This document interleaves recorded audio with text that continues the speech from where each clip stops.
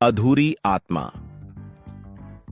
यह कहानी है एक छोटे से गांव की, जहां हर कोई सूर्यास्त के बाद घरों में बंद हो जाता था।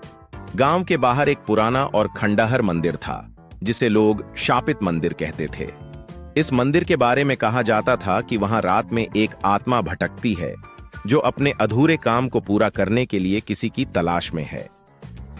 कहानी की शुरुआत। रवि, एक 25 साल का युवक, शहर से गांव आया था। वह गांव की पुरानी कहानियों पर विश्वास नहीं करता था। एक रात जब पूरा गांव शांत था, रवि ने गांव के बुजुर्गों से सुनी कहानी को झूठ साबित करने का फैसला किया। उसने सोचा कि वह मंदिर जाएगा और वहां रात बिताएगा। रात के अंधेरे में जब पूरा गांव सो रहा था, रवि अकेले मंदिर की ओर निकल पड़ा। जब वह मंदिर पहुंचा तो उसे वहां की हवा में एक अजीब सी ठंडक महसूस हुई। मंदिर के चारों ओर घने पेड़ थे, जिनकी शाखाएं हवा में हिल रही थीं। मंदिर के अंदर घुसते ही उसे एक पुराने दीपक की धुंधली रोशनी दिखाई दी। मंदिर खाली था, लेकिन फिर भी उसे ऐसा महसूस हो रहा था कि कोई उसे देख रहा है। रवि ने वहां एक कोने में बैठकर रात बिताने का फैसला किया। आधी रात होते ही अचानक एक ठंडी हवा का झोंका आया और दीपक बुझ गया। अब पूरा मंदिर अंधेरे में डूब चुका था। अचानक उसे मंदिर के कोने से किसी के चलने की आहट सुनाई दी। उसके दिल की धड़कन तेज हो गई, लेकिन वह खुद को समझाने लगा कि यह उसकी कल्पना मात्र है। लेकिन तभी उसे एक धीमी आवाज सुनाई दी, तुम यहां क्यों आए हो? रवि ने चारों ओर देखा, लेकिन कोई नहीं था। उसकी आवाज लड़खड़ाते हुए निकली, कौन है?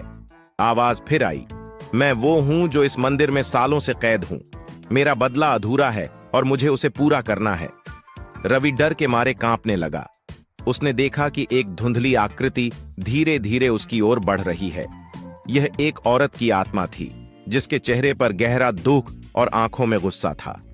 उसके शरीर से अजीब सी रोशनी निकल रही थी, जो चारों तरफ फैल रही थी। आत्मा ने कहा, तू यहां से भाग नहीं सकता। मैंने जो खोया है, उसे वापस पाने के लिए मुझे तेरी जरूरत है। रवि ने पूरी ताकत लगाकर मंदिर से बाहर भागने की कोशिश की, लेकिन मंदिर के दरवाजे खुद ब खुद बंद हो गए। आत्मा अब रवि के सामने खड़ी थी। उसने अपनी ठंडी उंगलियों से रवि का हाथ पकड़ लिया। रवि की आंखों के सामने अंधेरा छा गया और वह बेहोश हो गया। अगली सुबह गांव वालों ने रवि को मंदिर के बाहर बेहोश पाया।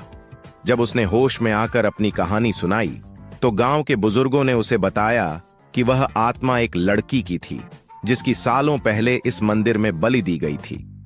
उसका बदला अधूरा था और वह तब तक इस दुनिया में भटकती रहेगी जब तक उसकी आत्मा को शांति नहीं मिल जाती।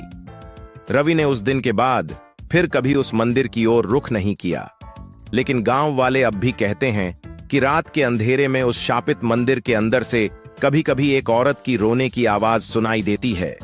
क्या आप उस शापित मंदिर में जाने की हिम्मत करेंगे?